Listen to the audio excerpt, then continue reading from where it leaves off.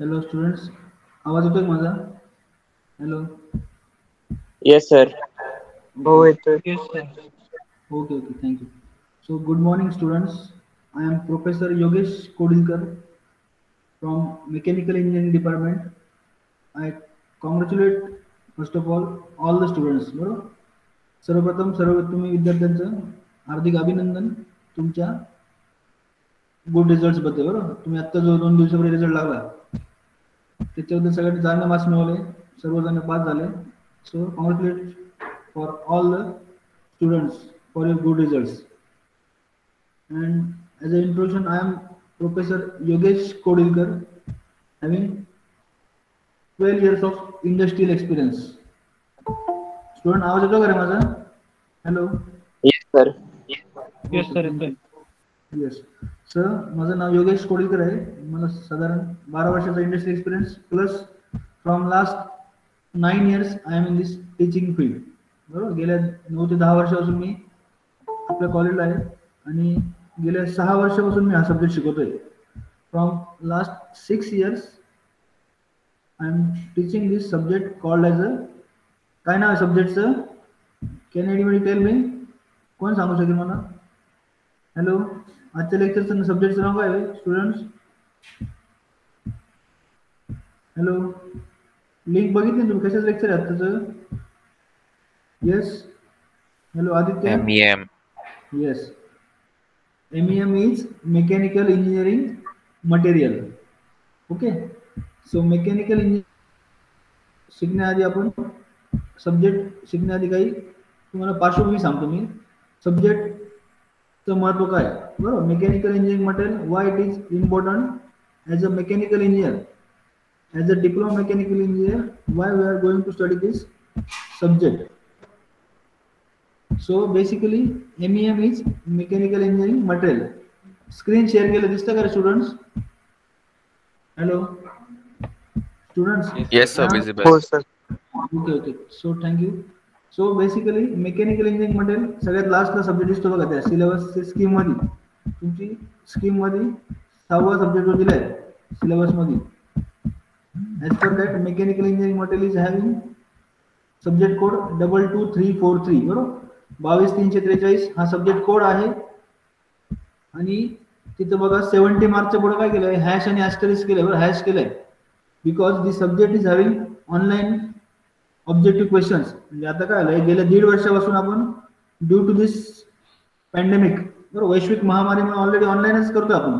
But already from previous 2 years, 2 वर्षापूर्वीपासून नाही का, हा MEM subject already online objective क्वेश्चनची टेस्ट असायची त्याची. बरोबर, as a theory paper you will be having objective questions in your previous offline also. म्हणजे गेल्या 2 वर्षापूर्वीच्या बॅचेसनी सुद्धा जरी ऑफलाईन मध्ये कॉलेजेस चालू होते पण तरी पण सब्जेक्टची एक्झाम कशी दिली, सब्जेक्टचा थेरी पेपर कसा दिला? With the help of this computer and Mouse bye selecting the one correct option. अशाच प्रकारचा पेपर आपला यावर्षी पण तुमचा होणार आहे. बरोबर, सब्जेक्टचं इंट्रोडक्शन बघू सगळ्यात आधी. थोडा आवाज येतो माझा? Hello. Yes, sir. Okay okay thank you. So there are only 27 students I think. आणि माझे 2 कनेक्शन सोडले तर 26 व्हायला पाहिजे, बाकीचे स्टुडंट जॉईन व्हायला पाहिजे. ठीक आहे. ओके. तर मेकॅनिकल इंजिनिअरिंग मटेरियल सब्जेक्ट काय आहे लक्षात घ्या student. MEM is to study about the different materials. As a diploma mechanical engineering we have to study this engineering material because, कारण असं म्हणतात दुसऱ्या महायुद्धात, नीट लक्षात घ्या स्टुडंट, दुसऱ्या महायुद्धात एका शत्रू राष्ट्राचं जहाज बुडालं. एका शत्रू राष्ट्राचं जहाज बुडालं not because of enemy attack, कुठल्याही परराष्ट्राने त्याच्यावर अटॅक केला म्हणून बुडालं नाही, तर because of wrong selection of engineering material. ते जहाज का बुडालं? तर कुठल्या तालिबानी देशाने वर हमला केला म्हणून नाही बुडालं, तर because of wrong selection of materials. तर विचार करा, एखादं जहाज पाण्यात बुडू शकतं ते मटेरियल जर चुकीचं सिलेक्ट केलं आपण तर. So in that way that materials are very important part as a mechanical engineer. मग त्यामुळेच या इंजिनिअरिंग मटेरियलचा नुसतं आपल्याला अभ्यास करायचा नाही, नुसती त्याची नावं लक्षात नाही ठेवायची, but also we have to study the various properties, various applications, various advantages and disadvantages of this materials. कारण मटेरियल म्हणजे काय असतं, metal and non metal. Normally सुरुवातीला आपण जेव्हा सिलेबस बघू आज पुढे तर आपल्या लक्षात येईल there is basic type is metal materials and non metal materials like plastic. मग मेटल काय आहे, नॉन मेटल काय आहे ते पुढे आपल्याला जेव्हा बघायचं आहे. तर त्याआधी लक्षात घ्या स्टुडंट, त्या इंजिनिअरिंग मटेरियलचं महत्त्व काय सांगितलं गेलं आहे. तुम्हाला सांगितलं मी का ते सेकंड वर्ल्ड वॉरमध्ये दुसऱ्या महायुद्धात त्या एका देशाचं जहाज बुडालं होतं चुकीचं मटेरियल सिलेक्ट केल्यामुळे, बरोबर. मग अशा प्रकारे इंजिनिअरिंग मटेरियलचा अभ्यास आपल्याला इन डिटेल करायचा आहे. नुसतं वरवर अभ्यास करून आपल्याला माहिती आहे का ऑब्जेक्टिव्ह क्वेश्चन्स आहे आणि काय पॅन्डेमिकमुळे आपल्याला सगळं पासिंग इझी झालंय, बरोबर. तर that is not so easy also. कारण एमईएम सब्जेक्ट जरी थेअरी सब्जेक्ट असला, सुरुवातीला काय होतं in previous your G scheme it is only theory subject. Theory subject होता, फक्त 6 चॅप्टर्स होते and only theory part is there in that previous G scheme. But from your I scheme, तुमची I scheme जी मला वाटतं यावर्षी दुसरी batch pass out झाली आय स्कीमची, तर तुमच्या आय स्कीम पासून हा सब्जेक्ट काय आला that is practical oriented. Means that external practical will be there for this MEM, बरोबर. मेकॅनिकल इंजिनिअरिंग मटेरियलचं काय आहे एक्सटर्नल प्रॅक्टिकल पण आपण सिलेबसमध्ये बघितलं पुढे स्कीममध्ये. इथं बघा प्रॅक्टिकल इज ऑफ 25 मार्क्स, बरोबर. 25 मार्क्सचं प्रॅक्टिकल आहे ॲज वेल ॲज 25 मार्क्सचं तुम्हाला मॅन्युअल पण आहे, बरोबर. मॅन्युअल सबमिशन पण करायचं तुम्हाला, बरोबर. मग 70 मार्क्सची थेरी पेपर, 30 मार्क्सचे तुमचे जसं तुम्ही फर्स्ट इयरला दिले काही सब्जेक्टचे क्लास टेस्ट, 2 क्लास टेस्ट मिळून त्याचा ॲव्हरेज 20 मार्क केला जातो, प्लस 10 मार्काचा तुमचा micro project, 10 marks your micro project. मग 20 + 30 दॅट इज 30, 70 + 30 हा थेरी पार्ट झाला. आणि उरलेलं प्रॅक्टिकल कसं आहे 25 मार्क्सचं एक्सटर्नल प्रॅक्टिकल प्लस 25 मार्क्सचं मॅन्युअल सबमिशन. मग टुगेदर विथ एमईएम सब्जेक्ट कसा आहे हा अराउंड 150 मार्क्स, बरोबर. टोटल 150 मार्क्सचं सबमिशन आहे तुम्हाला या सब्जेक्टसाठी. सो आज आपण महत्त्वाचं पार्ट म्हणजे थेअरी पार्टचं डिस्कस करायचं आहे. बेसिकली एमईएम म्हणजे सगळ्यांना लक्षात आलं असेल students, I think you all must know MEM काय आहे, मग मेकॅनिकल इंजिनिअरिंग मटेरियल, बरोबर. तर as you know, 1 minute just is it clear. परत आपण टॉपला बघू स्कीम, परत जाऊ आपण जे तुम्हाला सब्जेक्ट शिकायचे, बरोबर. मेकॅनिकल इंजिनिअरिंग मध्ये सगळ्यांना दिसते सब्जेक्ट. आता this subject is having 22343 subject code, बरोबर. वीकली आपले 3 लेक्चर असणार आहे, एक प्रॅक्टिकल पण असणार आहे. टोटल 70 मार्क्सचं ऑलरेडी प्रिव्हियस पासूनच पहिल्यापासूनच ऑब्जेक्टिव्ह थ्री पेपर असायचा. त्याचा ऑब्जेक्टिव्ह क्वेश्चन जे तुम्ही कॉम्प्युटरवर सॉल्व्ह करू शकता, जसं फिजिक्स केमिस्ट्री करता ना तुम्ही नॉर्मली फर्स्ट इयरला, तशा प्रकारचं ऑब्जेक्टिव्ह क्वेश्चन असणार आहे. ऑलरेडी पॅन्डेमिकमुळे सगळ्या विषयाचं करतोच आपण, पण तुम्हाला सांगितलं मी प्रिव्हियसली सुद्धा ऑफलाईन मोडमध्ये सुद्धा या सब्जेक्टची टेस्ट अशा एक्झामचा थेरी पेपर असं व्हायचा, बरोबर. In objective mode means in तुम्हाला 4 ऑप्शन दिले असणार आहे. You have to select the correct options, बरोबर. हे का सांगतो तुम्हाला, जर ऑफलाईन मोड मध्ये काही दिवसांनी कॉलेज चालू झाले, if in the case classes वगैरे आले आणि काही दिवसांनी कॉलेज चालू झाले, that may be the case you have to give this MEM test in the offline mode on college computers, बरोबर. जे सध्या तुम्ही मोबाईलवर देताय, बरोबर. तर 70 मार्क्सचा थेरी पेपर प्लस 30 मार्क्सचं, बरोबर. 20 मार्क क्लास टेस्टचा average plus 10 marks micro project. आपण पुढच्या लेक्चरला आपल्याला मायक्रो प्रोजेक्ट पण बघायचे ग्रुप वाईज. असं 70 + 30 100 मार्क्सचा पार्ट झाल्यानंतर प्रॅक्टिकल ओरिएंटेड तुम्हाला एक्सटर्नल 25 मार्क्सचं प्रॅक्टिकलचं असणार आहे. एक्सटर्नल ओव्हरऑल असणार आहे प्रॅक्टिकलचे depend and remaining 25 marks of your manual submission. सगळ्यांना कळलं स्टुडंट्स? हॅलो, नाही का जागेवर सगळे? ओके. तर 150 मार्क्सचा सब्जेक्ट वेटेज आहे. ओके. तर total 100 marks theory part, 70 + 30 and remaining 25 + 25 that is total together with 150 मार्क्सचा सब्जेक्ट वेटेज आहे. आता आपण पुढे सिलेबस बघूया इन डिटेल्स, बरोबर. परत येतं सांगतो थोडक्यात तुम्हाला मी का इंजिनिअरिंग मटेरियल एवढं महत्वाचं आहे का ज्या मटेरियल्स चुकीचं सिलेक्ट केल्यामुळं शत्रू राष्ट्राचं जहाज पण बुडालं होतं, बरोबर, in that second world war. So in that way, that material selection is very important. Now we'll go to the detail syllabus screen दिसतंय स्टुडंट सगळ्यांना ना? Hello Yes, sir. Yes, sir. Okay okay तर मी just मी I am showing you detail syllabus chapter wise बरोबर. हे drawing syllabus आहे, त्यानंतर आपला एम सिलेबस पुढे आहे. So engineering methodology is there.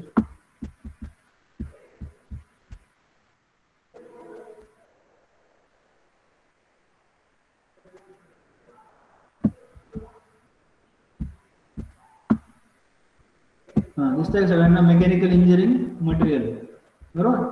तर सब्जेक्ट कोड सांगितल्याप्रमाणे काय आहे 22343 and in your third same being a diploma mechanical engineer तुम्हाला त्या मटेरियलचा अभ्यास करायचा आहे. आता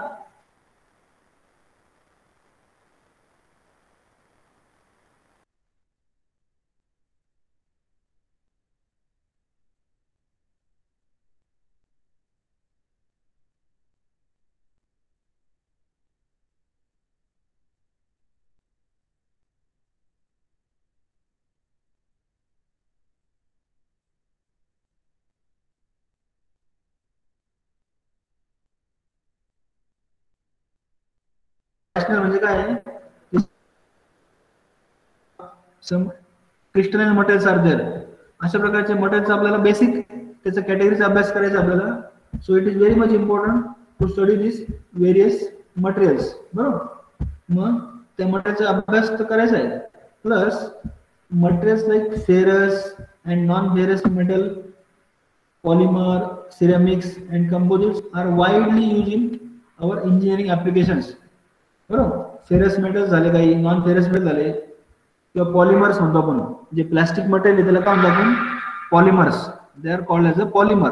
अँड इव्हन कन्स्ट्रक्शन साठी आपण काय मटेरियल वापरतो बघा ceramic composites. They are some ceramic materials are there. Some advance material like composites. 2-3 material एकत्र केले काय होतं that is the composite material. So widely used in engineering applications. So this MEM subject त्याला तुम्ही डिग्रीला पुढे गेल्यानंतर बरोबर बी ला पुढे तुम्ही याचा पुढचा पार्ट शिकायचा आहे दॅट इज मेटलर्जी. ज्याप्रमाणे आता आपण डिप्लोमा मेकॅनिकल इंजिनिअरिंग मध्ये शिकतोय त्याप्रमाणेच पुढे डिग्री तुम्हाला काय शिकायचं त्याच्यामध्ये that is called as a mechanical engineering. मटेरियलचा पुढचा पार्ट आहे मटेरियल सायन्स और मेटलर्जी बरोबर. मला आठवतं मी जेव्हा डिग्री केलं होतं तर मला डिग्रीच्या वेळेस म्हणजे मी 98 ला पास आउट समजेल लक्षात घे स्टुडंट अराउंड 23 इयर्स बिफोर. मग 23 वर्षापूर्वी सुद्धा मी हा सब्जेक्ट शिकलो होतो in our degree course called as a material science बरोबर. मटेरियल सायन्स नावाने तुम्हाला डिग्रीला परत सब्जेक्ट शिकायचा आहे. और now days it is called as a engineering metallurgy बरोबर. आताच्या नवीन सिलेबस मध्ये प्रमाणे काय त्याला इंजिनिअरिंग मेटलर्जी म्हणतात त्याला बरोबर. इव्हन कॉलेज ऑफ इंजिनिअरिंग आहे ना गव्हर्नमेंट कॉलेज पुण्याचं आहे ना, तिथं मेटलर्जी ब्रँच पण आहे मला वाटतं. इंजिनिअरिंग मेटलर्जीची ब्रँच अशी मेकॅनिकल इंजिनिअरिंगची ब्रँच आहे. किंवा I am student of production engineering त्याप्रमाणेच there is one specific branch of engineering metallurgy also in Pune college like college of engineering Pune. Okay. मग हे मटेरियल शिकणं एवढं महत्वाचं काय, कारण आपण बघतो की आपल्या इंजिनिअरिंग ऍप्लिकेशन मध्ये we are using this N number of materials. मग हे एन नंबर ऑफ मटेरियल जेव्हा वापरायचे नीट लक्षात घ्या. तुम्हाला आता समजा you are doing your micro project for every subject for every semester. तुम्ही प्रत्येक सेमिस्टरला micro project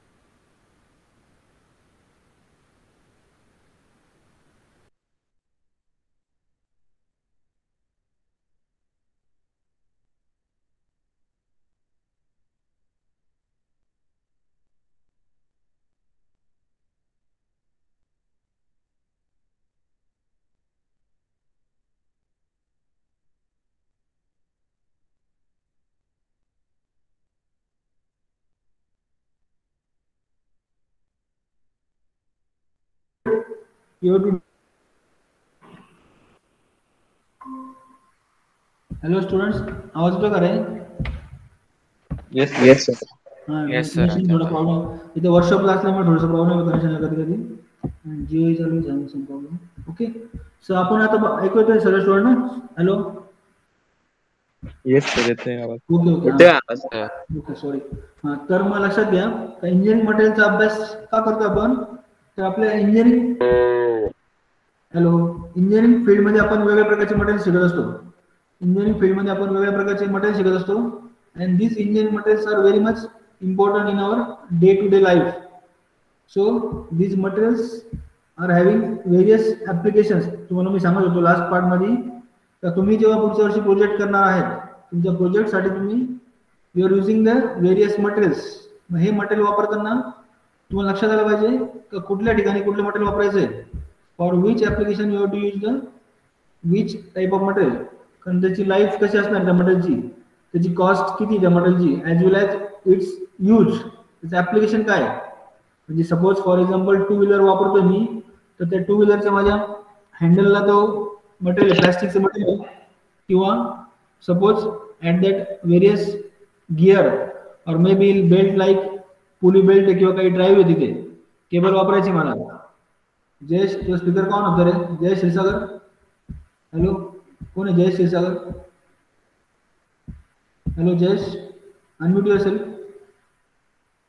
Jayesh, speaker unmute कर तुझा. Hello Jayesh, unmute your speaker. Yes sir. का बरं स्पीकर आवाज होतो तुझा? स्पीकर का चालू केला सर मध्ये? Problem net issue sir. हा, नेट इश्यूचा Net issue. स्पीकरचा काही संबंध नाही, मला सांगू नको. मी काय मोबाईल वापरत नाही का? परत असं डिस्टर्बन्स क्लास नाही आला ना, मग तुला प्लेक्सीला कधी अलाउड करणार नाही पुढच्या तुला. कळलं का? It is for all. तुला सांगा मी सगळ्यांसाठी सांगतो. तुम्ही अननेसरी डिस्टर्बन्स करायचं नाही. काही प्रॉब्लेम असेल तर लेक्चरच्या शेवटी तुम्हाला वेळ दिली जाईल. At that time you can raise your hand by with your mobiles. Then you can ask your question after at the end of the or before end of the lecture. Is it clear? मग student लक्षात घ्या. तर आपण बघत होतो त्या project साठी आपल्याला जे काही मटेरियल वेगवेगळं लागतंय, बरं. तुम्ही प्रोजेक्ट करता काहीतरी, काही ठिकाणी तुम्हाला वुडन मटेरियल लागणार आहे, काही ठिकाणी तुम्हाला प्लास्टिक मटेरियल लागणार आहे. In some case of gear or may be some shaft तुम्हाला मेटल लागणार आहे, स्टील लागणार आहे. मग हे मटेरियल कुठलं सिलेक्ट करायचं, त्याचं लाईफ किती असली पाहिजे, आणि सगळ्यात महत्त्वाचं म्हणजे त्याची कॉस्ट किती असली पाहिजे. Because all things depend upon your cost of the project. It must be economical. तुमचं प्रोजेक्ट काय आहे, इकॉनॉमिकल झालं पाहिजे ना. मग त्यामुळं हे इंजिनिअरिंग मटेरियल तेवढं महत्वाचं आहे. त्यासाठी आपण हे मटेरियल शिकतोय वन बाय वन, बरोबर. मग सगळ्यांना कळलं असेल, MEM is mechanical engineering material which we have to study in different parts, बरोबर. सांगितल्याप्रमाणे 70 मार्क्सची तुमची टेस्ट असणार, ऑब्जेक्टिव्ह टेस्ट प्लस 30 मार्क्सचा तुमचा micro project plus your class test average, आणि 25 प्लस 25 तुमचं प्रॅक्टिकल साठी असणारे 50 मार्क टोटल, बरोबर. तर आपण आता सिलेबस कडे जाऊया, बरोबर. सिलेबस दिसतंय सगळ्यांना स्टुडंट? युनिट 1 दिसतंय सगळ्यांना? So unit 1 is from next lecture will start with this unit 1. Me highlight केलं बघा. मग युनिट 1 काय आहे दिसतंय का रे? युनिट 1 चं नाव काय, नाव वाचा बरं. Basics of engineering material. Basis of. Yes, okay okay, thank you. So first chapter मध्ये आपल्याला बेसिक्स शिकायचे. कशाचे शिकायचे? Basics of engineering material. मग त्यामध्ये बेसिक्स काय काय असणार आहे? फर्स्ट पार्ट मध्ये बघा इकडे क्लासिफिकेशन ऑफ इंजिनिअरिंग मटेरियल. म्हणजे जेव्हा पुढच्या लेक्चरला आपण सुरुवात करणार आहे, so in this first unit, in that first part will study the classification of engineering material. जसं तुम्हाला सांगितलं मग मी, मेटल्स काय आहे, नॉन मेटल्स काय आहे. प्लास्टिक मटेरियलचे पण 3 टाइप्स पडतात, थर्मोप्लास्टिक प्लास्टिक, थर्मोसेटिंग प्लास्टिक और इलास्टोमर्स और रबर्स. मग अशा प्रकारे क्लासिफिकेशन ऑफ मटेरियल. त्यानंतर पुढच्या पार्ट मध्ये, in the next part, crystal structure काय, बरोबर. आपण घरी वापरतो बघा, साखर वापरतो, साखर. तर साखर काय असते, it is not in amorphous structure. म्हणजे नॉर्मली आपण दिवाळीला वगैरे वापरतो ना, ते करंजीवर लाडू करताना ती पिठी साखर वापरतो. It is in amorphous structure. And whereas for tea, बरोबर, चहा करताना वगैरे जी साखर वापरतो आपण, it is in crystalline structure. Crystalline structure म्हणजे कसं म्हणतो आपण, it is having specific crystals. It is having the specific crystals having specific size. So that is crystalline materials. मग क्रिस्टलाइन स्ट्रक्चर्स काय आहे. आणि एक नवीन पार्ट तुम्हाला शिकायचं आहे, दॅट इज युनिट सेल, बरोबर. पुढच्या लेक्चरला आपण बघूच, पहिल्या लेक्चरला. युनिट सेल काय, every engineering material is composed of unit cell. Suppose for example chalk आहे, आपण वर्गात शिकतोय. फॉर एक्झाम्पल असं एक कन्सिडर करा, आणि मी तुम्हाला काही फळ्यावर लिहून दाखवतोय, फॉर एक्झाम्पल असं समजा, आणि ज्या चॉकने लिहितोय मी चॉक, तर तो चॉक डोळ्यासमोर आणा and try to imagine that single chalk may be of different colors. वेगवेगळ्या कलरचा चॉक येतो and try to imagine that chalk is not a single piece material. बरोबर, ते चॉकला जरी एक सिंगल पीस मटेरियल जरी असलं ते, but it is composed of number of small materials. बरोबर, नॅनो मटेरियल जे म्हणतो आपण, व्हेरी स्मॉल टायनी पार्टिकल्स. म्हणजे काय असतं नॉर्मली सिरेमिक मटेरियल असतं, चॉक लाईक सिरेमिक मटेरियलचं compose of in number of particles, आणि ते पार्टिकल्स काय होतात, it is compose in one particular shape like chalk. मग the smallest part of that chalk, for example, not only chalk, it can be anything. It may be duster, it may be your bench, the bench wooden part आहे, metal part आहे, कुठलाही material, it is composed of smallest part called as a, त्याला काय म्हणतो student आपण, that smallest part unit cell. इथे लक्षात येतं का स्टुडंट, कुठलाही मटेरियल, जसे चॉकचं एक्झाम्पल दिलं मी, तो चॉक काय small unit cells are compose together, छोटे छोटे युनिट सेल काय आले एकत्र आले. So not only chalk, your wood, your metal, your plastic, everything is compose of different unit cells. मग त्यातल्या सगळ्यात स्मॉल पार्टला काय म्हणतो आपण, unit cell. And this unit cell is constructed in space lattice. ज्याप्रमाणे आपण ग्राफ पेपर बघतो, एक्स ऍक्सिस, वाय ऍक्सिस आणि झेड ऍक्सिस, त्याप्रमाणेच हे क्रिस्टल स्ट्रक्चर्स पण काय असतं, it is having lattice like structure. त्याला आपल्याला पुढे बघायचं आहे, स्पेस लॅटिस म्हणतात त्याला. बरोबर, त्यानंतर तुम्ही बघा घरी आपण काही ऍक्सिडेंट वगैरे झाला, काही लागला हाताला वगैरे, तर हाताला काही क्रॅक झाला समजा हाडांना वगैरे, तर तो क्रॅक डोळ्यात दिसतो का आपल्याला स्टुडंट्स? येस स्टुडंट्स, डोळ्यात दिसतो का आपल्या हाताला काही लागलं किंवा पायाला लागलं, क्रॅक होतो, that you have to check under some X ray or some radiation. बरोबर, एक्सरे सारखं रेडिएशन काही केलं एखाद्या पार्टवर, मग आपल्याला कुठल्या ठिकाणी क्रॅक आहे तो कळतो. So for that they are using the microscope. ते लॅबोरेटरी वाले काय वापरतात, their pathological labs, they are using that microscope for finding out सब क्रॅक्स और, बरोबर, किंवा एक्सरे काही एक्सरे ग्राफ असेल त्यांच्याकडे, बरोबर, ग्राफ एक नवीन असेल रेडिएशन. मायक्रोस्कोप काय पुढे आपल्याला शिकायचं आहे पहिल्या पार्ट मध्येच, दॅट इज मायक्रोस्ट्रक्चर. त्या मटेरियलचं मायक्रोस्ट्रक्चर काय, that microstructure is the material which we cannot see with your naked eyes. आपल्या नॉर्मल डोळ्याने जो काही पार्ट दिसत नाही आपल्याला, तो स्ट्रक्चर मला जेव्हा एखाद्या मटेरियल बघायचंय, पुढे आपण बघणारच आहोत प्रॅक्टिकलला, त्याचं आपल्याला काय करावं लागतं, पॉलिशिंग मशीनने पॉलिश करावं लागतं, एक सरफेस प्रिपेअर करावं लागतो, then we can observe this microstructure. त्यानंतर आपण त्या मटेरियलचं मायक्रोस्ट्रक्चर चेक करू शकतो. मग ते मायक्रोस्ट्रक्चर चेक करताना आपल्याला काय लागतं, वी रिक्वायरिंग दिस मायक्रोस्कोप्स. मग ते टाइप्स ऑफ मायक्रोस्कोप काय आहे, तो सॅम्पल कसा प्रिपेअर करायचा असतो, there is called as etching process. बरोबर, तो सॅम्पल करताना एक इचिंग प्रोसेस असते. हे सगळं आपल्याला पहिल्या पार्ट मध्ये शिकायचं आहे चॅप्टरच्या, that is basics of engineering material. आणि त्यानंतर पुढे आपल्याला बघायचं आहे महत्वाचं, properties of physical properties and mechanical property. बरोबर, लक्षात घ्या सगळ्यांना, फिजिकल प्रॉपर्टी काय असतात स्टुडंट्स. सपोज फॉर एक्झाम्पल तुम्ही स्कूलमध्ये होता, तर काही सम student may be of some, बरोबर, मिलिटरी स्टुडंट्स म्हणजे मोस्ट मिलिटरीवर कोण आहे का students, some military schools they are using this, they are having this different, like means NCC वर असतं काही स्टुडंट, स्काउट वगैरे असतं बघा स्कूलमध्ये.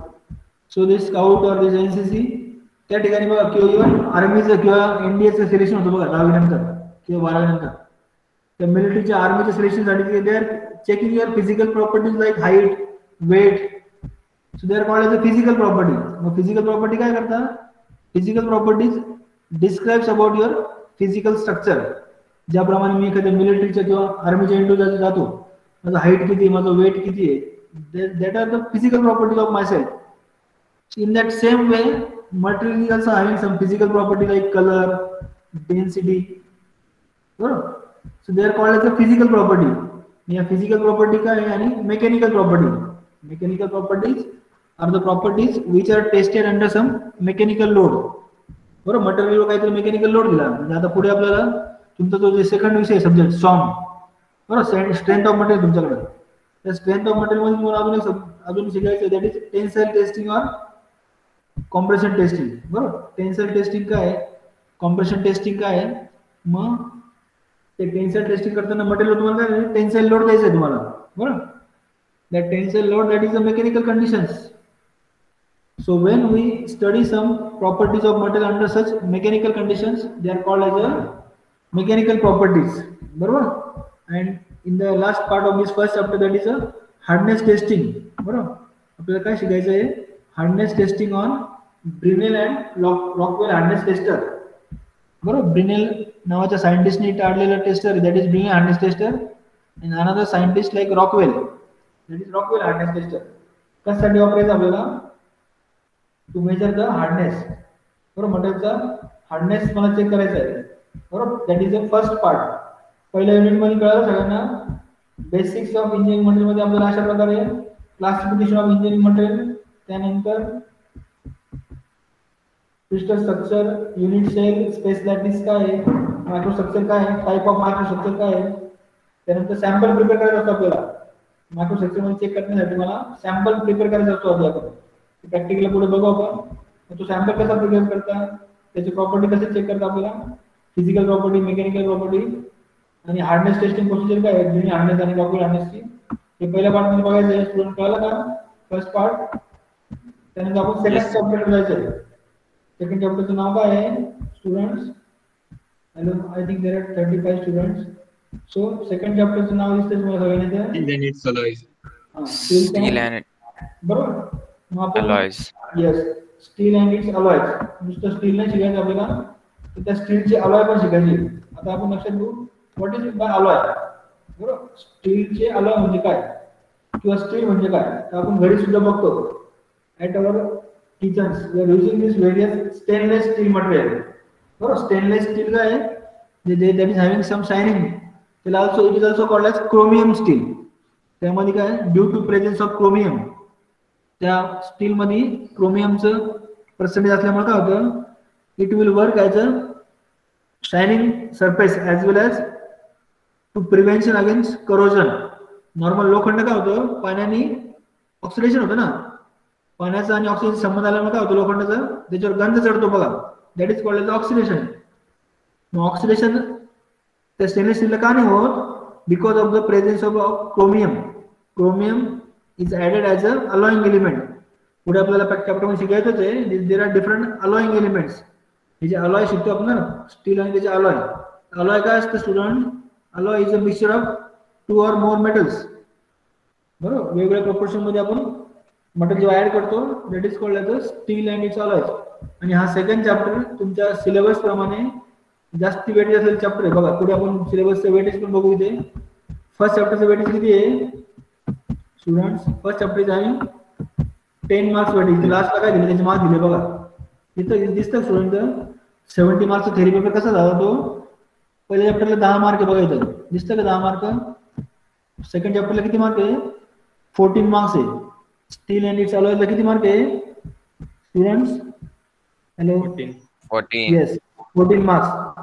देन थर्ड चॅप्टर पुढे बघायचं आपल्याला cast iron having 10 marks. Similarly non-ferrous and metal alloys, that is also 10 marks. Then non-metallic and advanced material like plastic material. Non-metallic म्हणजे काय, प्लास्टिक, रबर, ते 12 मार्क्स वेटेज आहे. आणि advance material like nano material, some composite material, अशा प्रकारचे material आहे, that is 12 marks. And last chapter importantly called as a heat treatment process. Heat treatment म्हणजे काय, आपण हीट ट्रीटमेंट करतो मटेरियलला. कारण ऑटोमोबाईल मध्ये काही पार्ट्स काय असतात, they are not use at a normal working conditions. बरं? नॉर्मल मटेरियल तयार केलं आणि लगेच वापरायचं नसतं, त्या मटेरियल आपल्याला हीट ट्रीटमेंट पण करायचं असते. हीट ट्रीटमेंट काय आहे, त्यात ॲनेलिंग काय आहे, नॉर्मलायझिंग काय आहे, त्या प्रोसेस आपल्याला शिकायचं आहे त्या लास्ट चॅप्टर मध्ये. That is heat treatment process, that is of 14 marks weightage. बरोबर? मग अशा प्रकारे सगळे 10 mark, 14 mark, 10 मार्काचे 2 chapter plus 12 marks and last 14 marks, अशा प्रकारे 70 मार्क्सचा तुमचा टोटल सिलेबस आहे. मग आधी आपण आता सेकंड चॅप्टर बघत होतो. 1 मिनिट परत जायचं आपल्याला तिथे. In that second chapter we are studying that chapter name is steel and its alloys. बरोबर? सगळ्यांना दिसतंय स्टुडंटना? जागेवर आहे सगळेजण? झोपायला काढायचं आहे? Yes sir. हां, लेक्चरला मी कोणाला पण विचारलं मध्ये काय शिकवत होतं काय नाही, नाव घेऊन. बरोबर? कुणी पण कुठल्या प्रकारचे मोबाईलमध्ये गेम चालू आहे, ऑनलाईन एज्युकेशन आहे, तर त्याची ड्रॉबॅक्सचा फायदा घ्यायचा नाही. बरोबर? I can ask anything to anyone who is in the lecture. So be alert and try to take your notebook pen with you while lecture time. कुठल्याही लेक्चरच्या वेळेस नोटबुक पेन लक्षात घ्यायचं, आपल्या हातात ठेवायचं आहे, कारण you can note the something. ज्याप्रमाणे ऑफलाईन लेक्चरमध्ये तुमच्याकडे कॉलेजमध्ये तुम्हाला काही पार्ट लिहून दिला जायचा, but because of this pandemic condition we study in online mode, so we can't physically in classroom. बरं, क्लासरूम मध्ये नाही आपण, तरी पण being a mechanical engineering student you must prepare your notes with your lecture time also. Lecture वेळेस काही part महत्त्वाचा वाटला तर you can note it down, तुम्ही तो नोट करून ठेवायचा आहे फॉर युअर स्टडीज. बरोबर, सेकंड चॅप्टर आपण बघतोय काय ना त्याचं स्टील अँड इट्स अलॉयज, आणि वेटेज प्रमाणे बघितलं सगळ्यात जास्त वेटेज चॅप्टर मध्ये हा काय 14 मार्काचा चॅप्टर टोटल 14 मार्क्सचा. त्याचं नाव आहे स्टील अँड इट्स अलॉयज. त्यामध्ये आपल्याला काय शिकायचं बघायचं, फेजेस काय, फेज म्हणजे काय, सॉलिड फेज असतो, लिक्विड फेज असतो, किंवा काय सॉलिड फेज, लिक्विड फेज, और there is called as gaseous phase और वेपर फेज. त्यानंतर सेकंड पॉइंटला दिसतं बघा 2.2 ला काय दिसतं तिथं, that is basics of engineering material. ही सेकंड पॉइंट 2.2 ला बघा सेकंड चॅप्टर मध्ये दिसते ना, काय ना वाच रे, एनीबॉडी कॅन रीड जस्ट. 2.2 ला काय दिसतं सेकंड चॅप्टर मध्ये, तो पॉइंट काय वाच बरं, मी सांगतो. Ion carbon equilibrium diagram, various phases. Ion carbon equilibrium diagram and various phases. मग हा पार्ट सगळ्यात महत्वाचा आहे, सगळ्यांनी नोट करून ठेवा. तो सेकंड चॅप्टर मधला सेकंड पॉइंट आहे 2.2. This is the basics of engineering material. तुम्हाला इंजिनिअरिंग मटेरियल शिकताना ही डायग्राम लक्षात आली, हा ग्राफ ऍक्च्युअली इक्विलिब्रियम डायग्राम म्हणजे काय, ग्राफ आहे. त्या एक्स ऍक्सिस वर काय असतं, कार्बन पर्सेंटेज ऑफ वेट, बरोबर, कार्बनचं पर्सेंटेज बाय वेट, आणि वाय ऍक्सिस वर असतं टेम्परेचर. मग कार्बनचं कंपोजिशन आणि टेम्परेचर चेंज झाल्यामुळे काय होतं, मटेरियल शोज व्हेरियस फेजेस. आता फेजेस म्हणजे काय, phase is a physical structure or phase is having some particular form. मग मटेरियलचं कंपोजिशन चेंज झालं किंवा मटेरियलचं टेम्परेचर चेंज झालं तर मटेरियल वेगवेगळे फेजेस दाखवतं. मग या आयन कार्बन इक्विलिब्रियम डायग्राम मध्ये तुम्हाला वेगवेगळे फेज बघायचे मटेरियलचे काय, बरोबर, सॉलिड फेज काय किंवा लिक्विड फेज काय जसं बघतो आपण. त्याप्रमाणेच there are some phase called as a ferrite phase, perlite phase, or called as a cementite phase.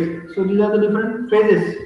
म्हणजे आयन कार्बन इक्विलिब्रियम डायग्राम लक्षात घ्या student, it is the basics of your engineering material. Engineering material मध्ये सगळा अभ्यास करताना ही diagram तुम्हाला लक्षात आली पाहिजे सगळ्यांना, कारण याच्यावर बेसच तुम्हाला डिग्रीला पुढे इंजिनिअरिंग मटेरियल शिकायचे आहे. याच्यावर बेसच तुम्हाला पुढे इंजिनिअरिंग मटेरियलचा अभ्यास करायचा आहे. मग इंजिनिअरिंग मटेरियल्स काय असतात, engineering materials are very much important for your MEM study.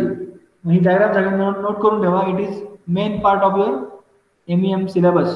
बरोबर, ही डायग्राम सगळ्यांना लक्षात आली पाहिजे, कारण प्रिव्हियस ऑफलाईन पेपर मध्ये ही डायग्राम तुम्हाला काढायला यायची. 8 मार्क किंवा 6 मार्काचा क्वेश्चन असायचा, draw the ion carbon equilibrium diagram और ड्रॉ Fe3C.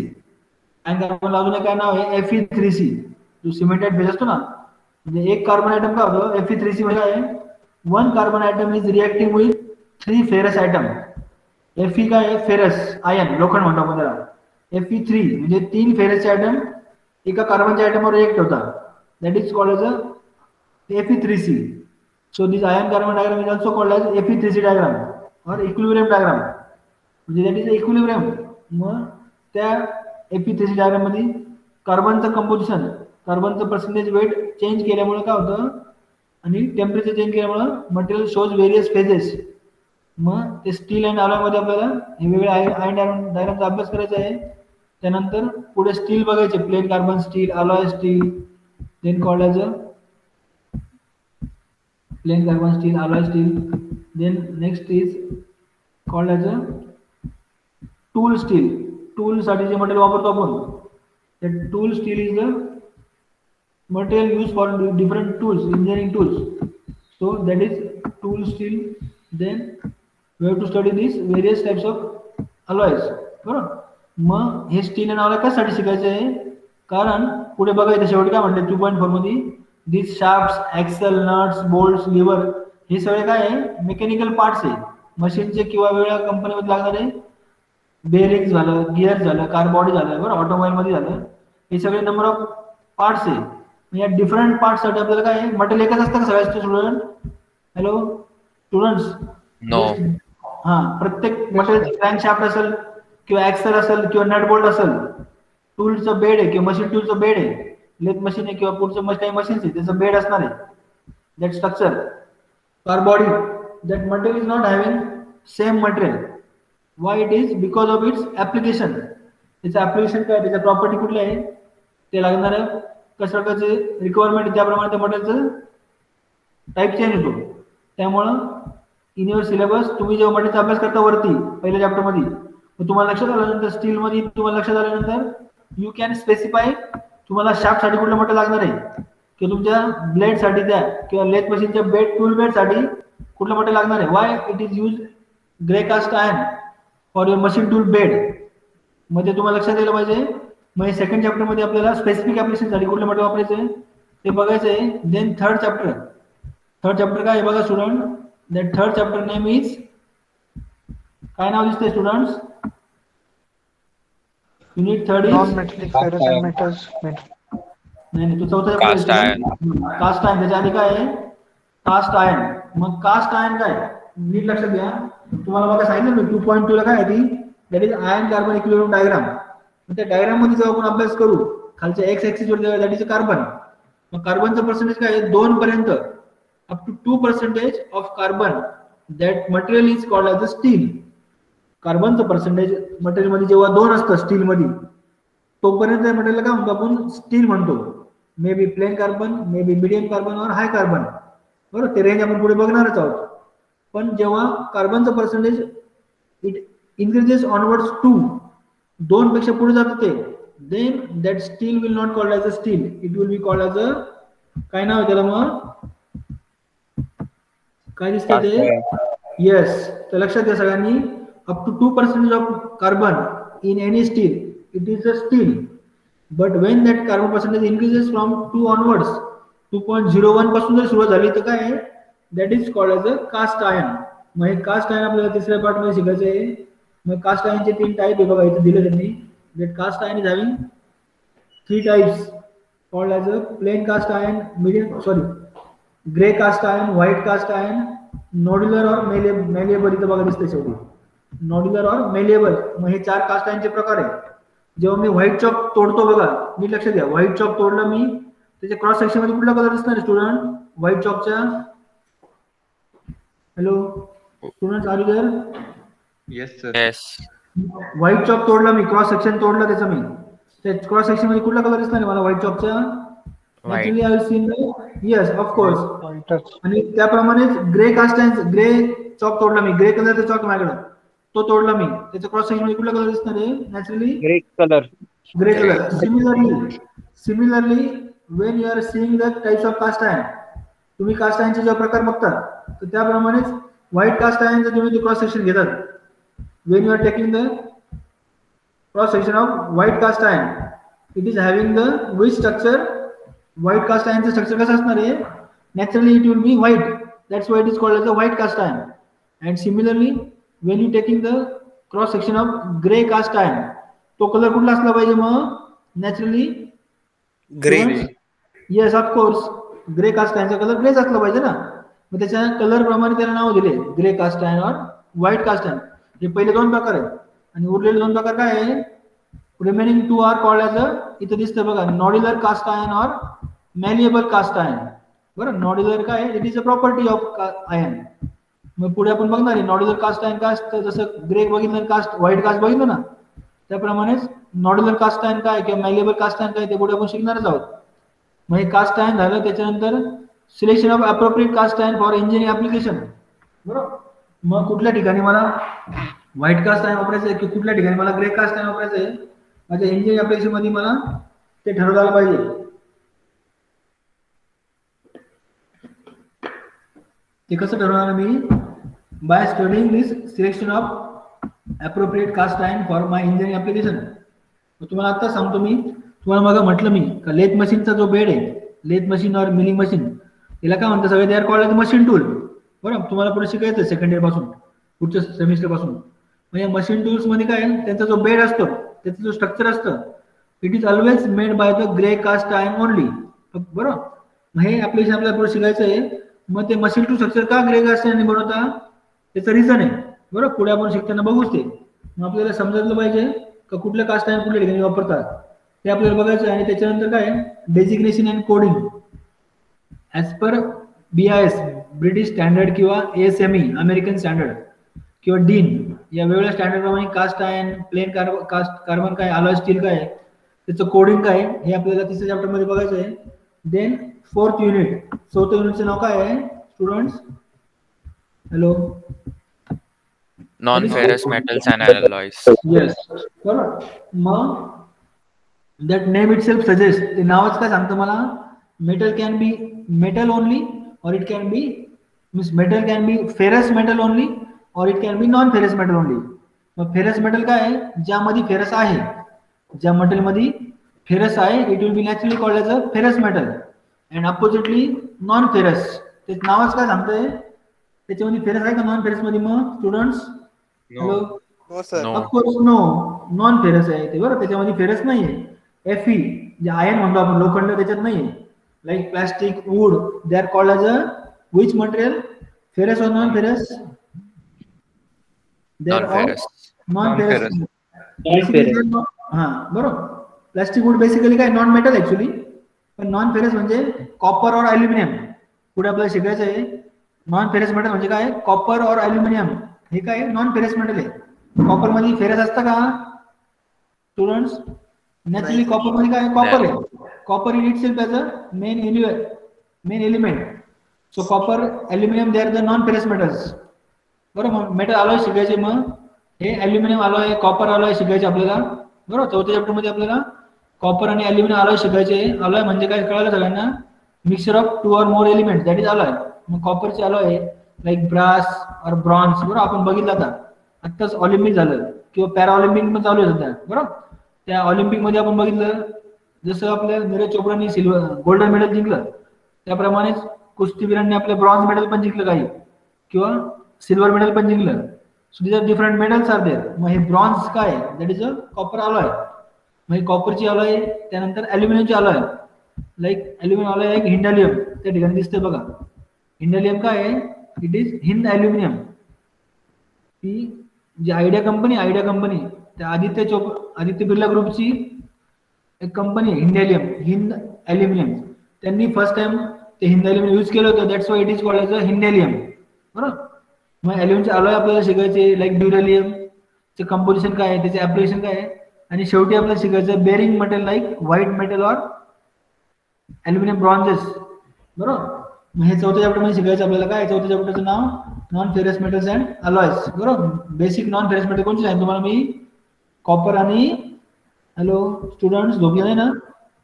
नाही सर. हा झोपू नका बरोबर. तुम्हाला सांगितलं मी पुढच्या लेक्चरला मी अटेंडन्स घेताना शेवटी मी तुम्हाला व्हिडिओ ऑन करायला लावणार सगळ्यांना, तर अलर्ट राहा सगळ्यांनी बरोबर, झोपू नका. हा कॉपर आणि अल्युमिनियम हे नॉन फेरस शिकल्यानंतर पुढचं 5वा चॅप्टर शिकायचं आपल्याला. 5th chapter is non metallic advance materials बरोबर. 5वा चॅप्टर सुद्धा महत्वाचा आहे, कारण त्यामध्ये काय शिकायचं आपल्याला, आतापर्यंत आपण मेटलिक मटेरियल शिकलो बरोबर. आतापर्यंत पहिले 4 चॅप्टर बद्दल काय बघितलं आपण बरोबर, म्हणजे त्याचे टाईप बघितले त्याच्यामध्ये. पण 5व्या चॅप्टर पासून आपल्याला काय शिकायचं आहे, they are called as a non metallic and advance materials. मग नॉन मेटलिक मटेरियल मध्ये काय, सगळ्यात पहिलं पॉलिमर्स किंवा प्लास्टिक म्हणतो आपण. So all the plastic they are category of polymers. मग पॉलिमर्स मध्ये काय काय आहे, thermoplastic, thermosetting plastics, elastomers, rubbers, they are all polymers.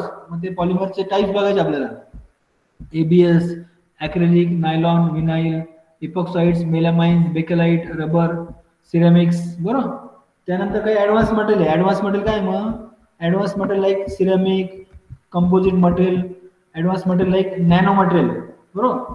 ज्याप्रमाणे टाटांनी नॅनो कार काढली त्याप्रमाणेच इंजिनिअरिंग मटेरियल मध्ये काय, there is called as a nano materials, म्हणजे which we cannot seen by our naked eyes. आपल्या नॉर्मल डोळ्याने आपल्याला जे बघता येत नाही materials, they are the nano materials. ते नॅनो मटेरियलचं काय असतं, because of larger surface area. तुम्ही म्हणा तर मटेरियलची साईज तर नॅनो आहे, ती लार्जर सरफेस एरिया कसा आहे, कारण एका चॉकची जेव्हा नॅनो मटेरियल करतो आपण, if I am making some nano material of 1 chalk, it will almost cover within 1 classroom. एका चॉकचे नॅनो मटेरियल आपण जेव्हा साईज मध्ये चेक करतो आपण, it is having more area. Nano material काय यूज करतो आपल्याला, आपण बघतो टीव्हीवर बघा, इव्हन टाईल्सची पण ऍड असेल, टाईल्सची किंवा फार्मास्युटिकलची कसली पण ऍड असेल ना, दर using that word nano technology. Nano technology काय आहे, दर using this advantages of nano size. तर नॅनो मटेरियलच्या साईजचा ऍडव्हान्टेज काय आहे, दर having the larger surface area. बरोबर. मग non metalling and advance material 5व्या चॅप्टर मध्ये शिकल्यानंतर लास्ट चॅप्टर मध्ये काय शिकायचं आपल्याला, that is a heat treatment process. बरोबर. शेवटच्या चॅप्टर मध्ये काय शिकायचं आपल्याला, that is called as a unit 6 is called as a heat treatment process. बरोबर. मग हीट ट्रीटमेंट काय असतं स्टुडंट्स, प्रॅक्टिकल एक्झाम्पल सांगू तुम्हाला सगळ्यांना. हॅलो स्टुडंट्स, घरी बघा. Yes sir. सगळ्यांना आता ऑनलाईन मुळे घरीच आहे तुम्ही, तर घरी तुम्ही आई जी पोळ्या करते ना तव्यावर, बरोबर, घरी आई तव्यावर पोळ्या जे करते ना, that is one of the example of heat treatment process. बघितलं नसेल तर घरी बघा, घरी गेल्यानंतर, आता घरीच ऑलरेडी, तर घरी बघा तुम्ही वेळ भेटल्यावर, त्या तव्याचा खालचा भाग बघा, कुठल्याही प्रकारचा तवा असला तर ॲल्युमिनियमचा, इंडियम कोणत्या पण प्रकारचा तवा असला तर तव्याचा खालचा भाग बघा तो, it is very hard enough. Y it is so, because कारण वर्षानुवर्ष किती जुना तवा आहे समजा फॉर एक्झाम्पल, त्या वर्षानुवर्ष त्या तव्यावर काय करते आई तुमची, पोळ्या करते, मग तो गॅसवर हिटिंग होतं खालून, आणि धुताना परत काय होतं, वॉशिंग पण होतोय. मग हिटिंग, वॉशिंग, कुलिंग हे सगळं काय आहे, that is called as a heat treatment process. मग तो प्रत्येक तव्याचा भाग बघा खालचा काय झालाय, it is very hard enough. कशामुळे हार्ड झाला तो, बिकॉज ऑफ द नकळतपणे काय केलं आपण त्याच्यावर तव्यावर students, that is a heat treatment process. मग त्या हीट ट्रीटमेंट मध्ये आपल्याला engine heat treatment process like annealing, types of annealing, नॉर्मलायझिंग.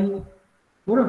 Heat treatment प्रोसेसचं महत्व काय आहे, त्याचं टाइप्स काय आहे. Then after normalising there is heat treatment process called as a hardening process. का करायची आपल्याला heat treatment process, because that will improve the properties of the material. त्या मटेरियलचे काय होणार आहे, प्रॉपर्टी इम्प्रूव्ह होणार आहे. बरोबर. हार्डनिंग सारखी ट्रीटमेंट आहे. हार्डनिंग मुळे काय होतं, hardening is a mechanical property or mechanical property which is tested under mechanical condition. मग त्यानंतर काय आहे पुढच्या heat treatment process like tempering, case hardening or called as carbonizing and nitriding. अशा प्रकारे हे 6 चॅप्टर आपल्याला शिकायचे. परत एकदा बघू आपण 6 चॅप्टरचे नाव काय काय ते. First chapter is basics of engineering material. बरोबर, basics of engineering material of 10 marks weightage. Then second चॅप्टरचं नाव काय आहे, steel and its alloys having highest weightage of your 6 mark. बरोबर. दुसरा आणि 6व्या चॅप्टरचं वेटेज काय जास्ती सगळ्यात, पण ते आयन कार्बन डायग्राममुळे सेकंड चॅप्टर महत्वाचं आहे. बरोबर. थर्ड चॅप्टर काय आहे, cast iron. Fourth is non ferrous metal and alloys. Fifth is non metallic advance material and last is heat treatment process. अशा प्रकारे टोटल 70 मार्क्सचा सिलेबस आहे. बरोबर. पुढच्या लेक्चरला आपण लिस्ट ऑफ प्रॅक्टिकल्स बघून, पुढच्या लेक्चरला आपण हे लिस्ट ऑफ प्रॅक्टिकल्स बघून आता दाखवतो ते. There is a list of practicals. बरोबर. कुठले कुठले प्रॅक्टिकल आपल्याला बघायचे ते आपल्याला बघायचं आहे. आणि त्यानंतर आपल्याला तुम्हाला मायक्रो प्रोजेक्ट करायचे. बरोबर. You have to do your micro projects. मग ते मायक्रो प्रोजेक्ट काय ते बघायचं आपल्याला पुढे. बरोबर. आज आपण सिलेबस बघितलं फक्त. आता सगळे स्टुडंटनी कॅमेरा ऑन करावा प्रत्येकाने.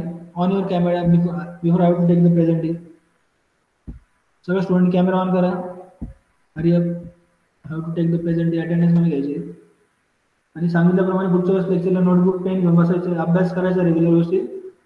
या पॅन्डेमिक कंडिशनचा जरी आपण ऑनलाईन मोडमध्ये शिकतोय, मग त्याच्यामध्ये रिझल्टमध्ये जरी आपलं 100% दिसतंय, पण आपलं परसेप्शन, आपलं नॉलेज सुद्धा 100% आलं पाहिजे.